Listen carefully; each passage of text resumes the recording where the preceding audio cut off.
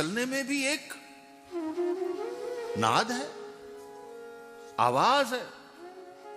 અને પેટમાં વાયુ તો પછી બહુ અવાજ કરે.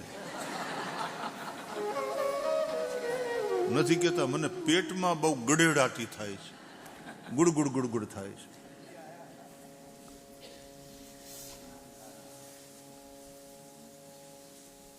વાયુ એની સાથે સ્પર્શ તો ખરો જ, એ વાયુનો પોતાનો ગુણ, પણ એના બાપાનો ગુણ, આકાશનો દીકરો છે ને વાયુ, એટલે બાપાનો ગુણ શબ્દ એ પણ વાયુમાં આવે. પછી વાયુનો દીકરો એટલે તેજ.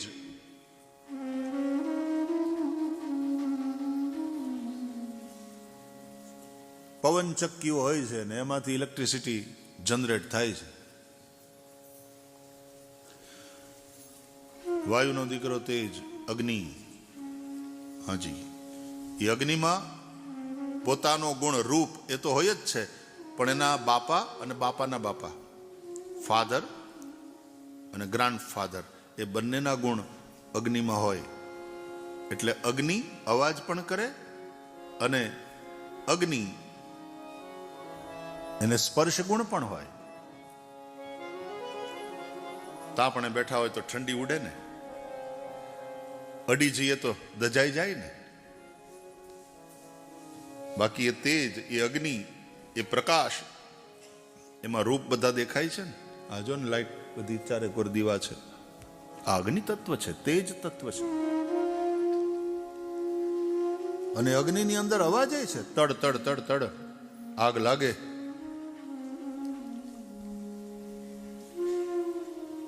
તો શબ્દ પણ છે, સ્પર્શ પણ છે અને રૂપ પણ છે અગ્નિમાં. એ અગ્નિનો દીકરો એટલે પાણી. જો અગ્નિના બાપા એટલે વાયુ. બાપાના આશીર્વાદથી દીકરો આગળ વધે. એમ એક તો આગ લાગી હોય ને એમાં પાછો પવન ફૂંકાતો હોય.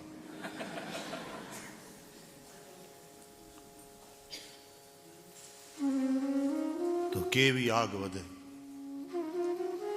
હનુમાનજી મહારાજ લંકા ગયા ને સીતાજી માતાને શોધવા માટે, પછી લંકા ગયા અને રાવણના દરબારમાં, અને પછી હનુમાનજીનું પૂંછડું બાળવાની કોશિશ કરી આ લોકોએ. અને પછી હનુમાનજી બંધનમાંથી છૂટીને જે લંકાને બાળી છે. એટલે પછી હનુમાનજીના બાપા કોણ? વાયુદેવ.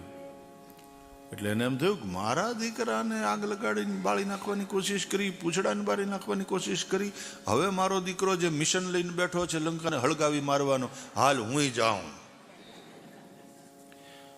એટલે પછી એવો વાયુ ત્યાં વાવા માંડ્યો કે હનુમાનજી મહારાજના પૂંછડામાંથી હળગતો ગાભો કોઈક જગ્યાએ મકાન ઉપર પડે, અને પછી વાયુ બાપા એમ કે બેટા તું આગળ કરું, અહીંનું કામ હું કરું, આને વધારવાનું કામ મારું.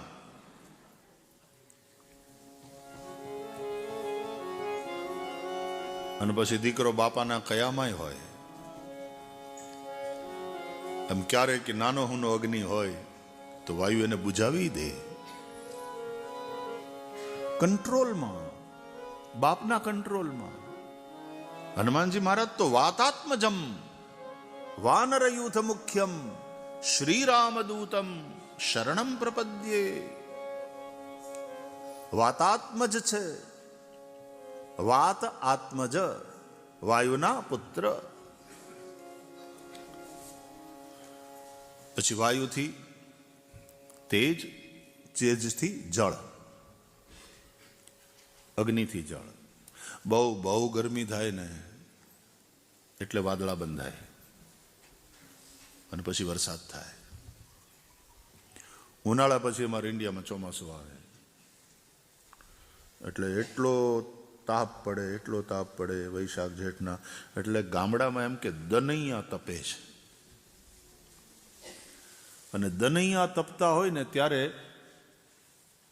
ચોમાસાનો ગાભ બંધાય. એ ઋતુની ગર્ભાવસ્થા છે. એ દનૈયા જો ડિસ્ટર્બ થાય ને તો ચોમાસું ડિસ્ટર્બ થાય.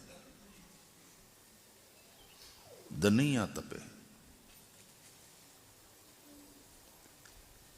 એટલે તેજથી જળ, એટલે જળમાં પોતાનો ગુણ રસ એ તો છે જ, પણ પોતાના બાપા એટલે અગ્નિદેવ તેજ, એનો ગુણ રૂપ પણ છે. એટલે જળ પીડ્યું હોય તો દેખાય, રૂપ પણ છે એનામાં. એના બાપા એટલે વાયુનો ગુણ સ્પર્શ પણ છે. સ્પર્શથી ખબર પડે કે આયુ ભીનું કેમ થયું ભાઈ, શું થયું.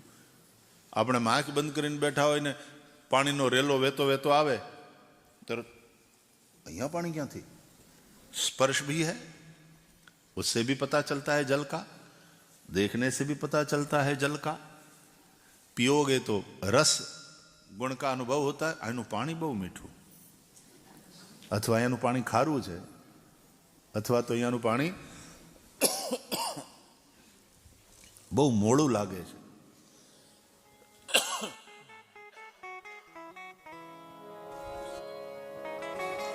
અને પાણીની અંદર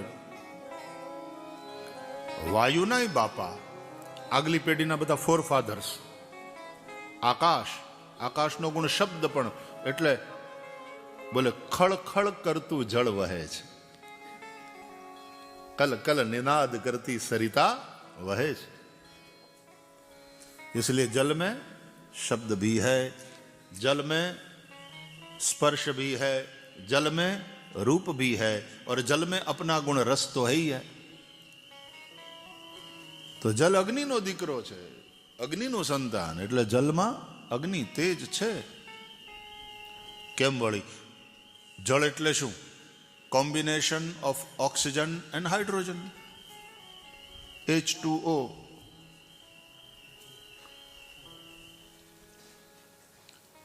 હાઇડ્રોજનને બાળીને ગેસ હલાવી શકાય. હમણાં એ બધા ચૂલા એવા છે, પાણીમાંથી ઓક્સિજનને છૂટો પાડી નાખો અને હાઇડ્રોજનથી ચૂલો સળગે. પાણીથી રસોઈ બને, કારણ કે વિજ્ઞાન અનુસાર એની અંદર છે જ એ તેજ અગ્નિ તત્વ. અને પછી જળથી પૃથ્વી, પૃથ્વીમાં પોતાનો ગુણ ગંધ. દુનિયામાં જેટલા પ્રકારની ગંધ છે એ પૃથ્વી તત્વ. સુગંધ હોય, દુર્ગંધ હોય.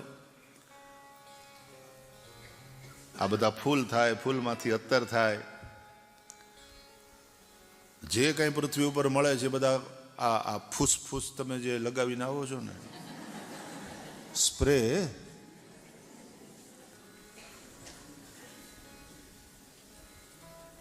બોડી ઉપર લગાડે એને હું ડિઓડરન્ટ કે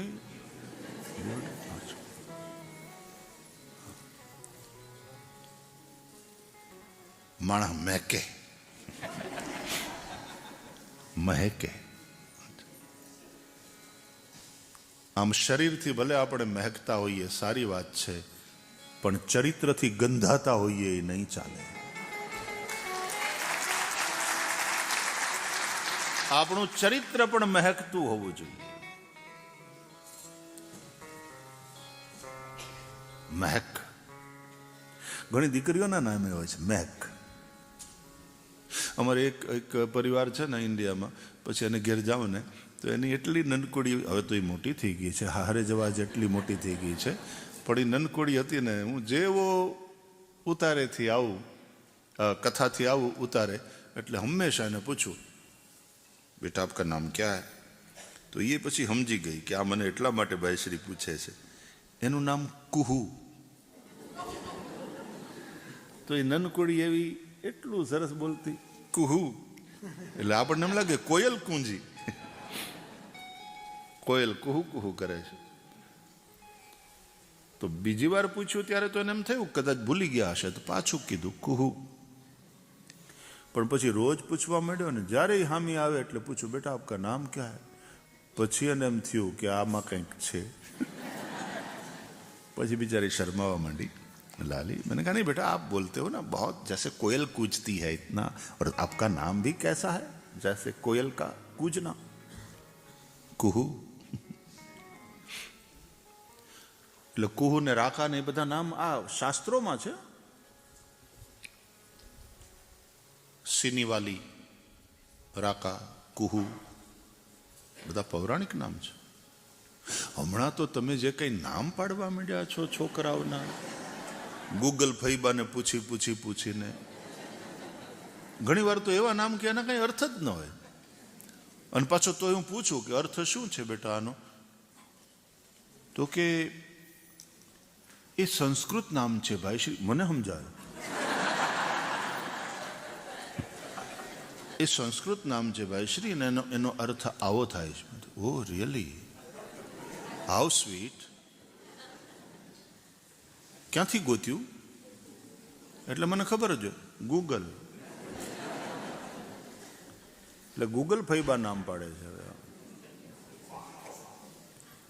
અને એમાં તો પછી ન હોય એવું નાખ્યા લાગે આ લોકો. સારું, કદાચ બીજી ભાષાના શબ્દ હોય તો એનો એવો અર્થ હોઈ શકે આપણને, પણ સંસ્કૃત તો રહેવા જોઈએ અમારી આગળ.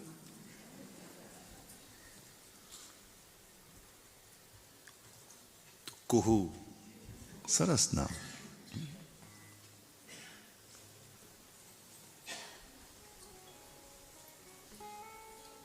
તો આ બધા જ 5 મહાભૂતો ને એના પાછા અર્થો, એના પોતાના ગુણ. એટલા માટે પાણીમાં તેજ તત્વ છે. એવી ટેકનોલોજી ઊભી કરવામાં આવે કે કેરોસીનથી પ્રાઇમસ તમારો જલે, કે એલપીજી ગેસથી જ તે ચૂલો હળગે, કે ઇલેક્ટ્રિસિટી એનાય બિલ ભરવા પડે, પાણીથી રસોઈ થાય. બોલો, કંઈ કેવું છે તમારે? થાય, કારણ કે પાણીમાં અગ્નિ છે, અગ્નિ તત્વ છે. એમાં હાઇડ્રોજન છે, એમાં ઓક્સિજન છે. પાણી એટલે હાઇડ્રોજન અને ઓક્સિજનનું કોમ્બિનેશન, H2O. એટલે પણ મારું આમ વિચાર કરીએ ને તો એમ થાય કે આ હાઇડ્રોજન એટલે શું? બોલે હળગવા વાળો વાયુ. हाइड्रोजन मतलब जलने वाली वायु. ऑक्सीजन बोले जलाने वाली वायु. एक जलने वाली वायु, एक जलाने वाली वायु, लेकिन दोनों का कॉम्बिनेशन, दैट इज वाटर, वो बुझाने वाला.